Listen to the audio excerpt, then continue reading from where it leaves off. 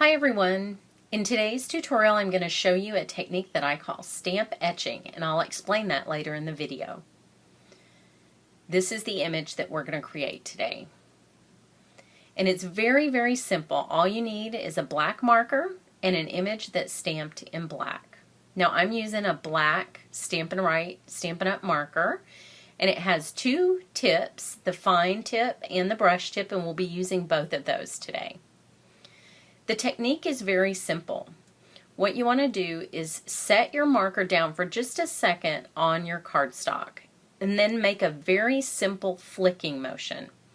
And by flicking motion, I mean that as you quickly make a line and you're moving away from your starting point, you also lift the tip of the marker up off the cardstock.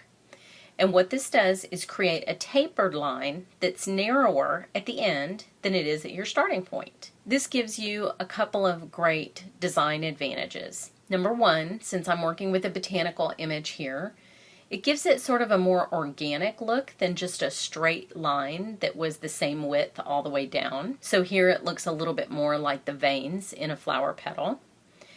But it also gives just visual interest that every line isn't going to be exactly the same. What I'm doing is I'm adding lines at the base of each petal, and then I'm coming down from the top and I'm doing the same flicking motion back down from the top of the petal towards my lower lines. And I'm deliberately leaving a space in the middle, and that space will give the illusion that this flower is actually three-dimensional when I'm finished.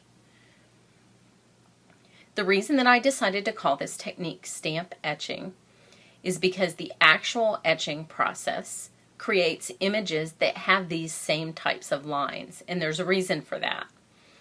When artists would create an etching, they would take a sheet of metal and cover it with a wax. Then they would scratch their design into the wax using a very fine needle. And because of the tool that they were using, the fine needle, a lot of what they did involved these very detailed, precise, small lines throughout the design.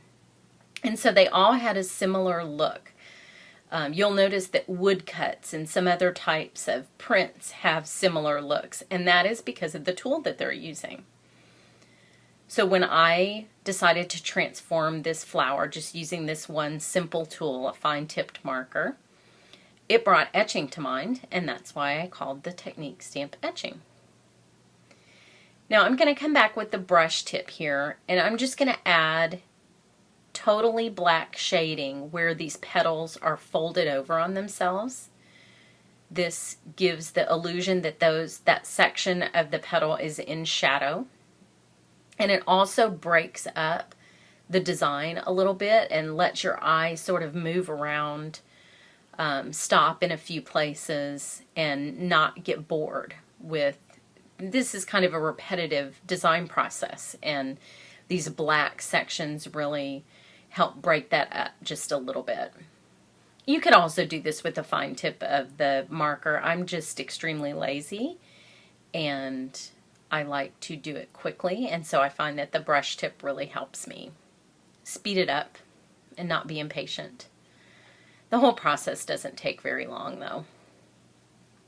Now another thing that you can do to add just a little bit of variation to your etched stamp projects is you can use different colors. You don't have to use black. I love just crisp black and white or black and a color, and that's sort of how I invented it, but it certainly doesn't have to stay that way. You could do this entire image in another single color or in multiple colors.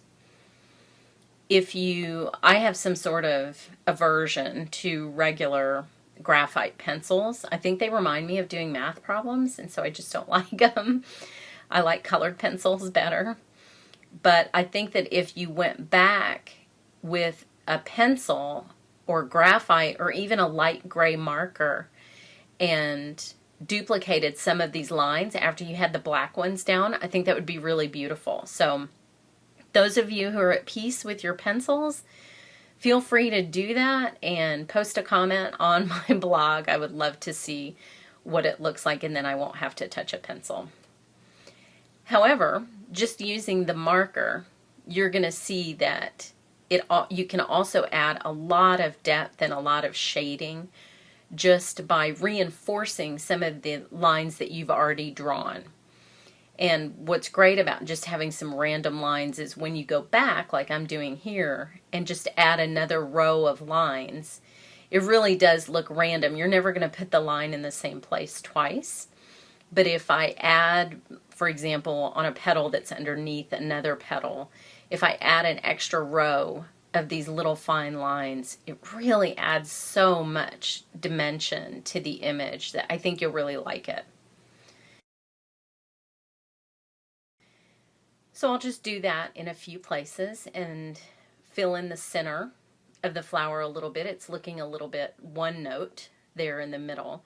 So what I did was I just flicked a few lines underneath the center of the flower, just radiating outwards, just to make that center pop a little bit and separate it from the rest of the flower, but not too much work there.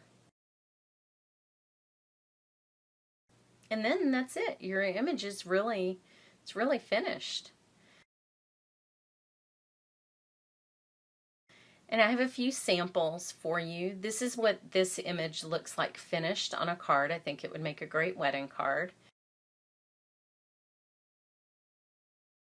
It's stunning on Coastal Cabana in black.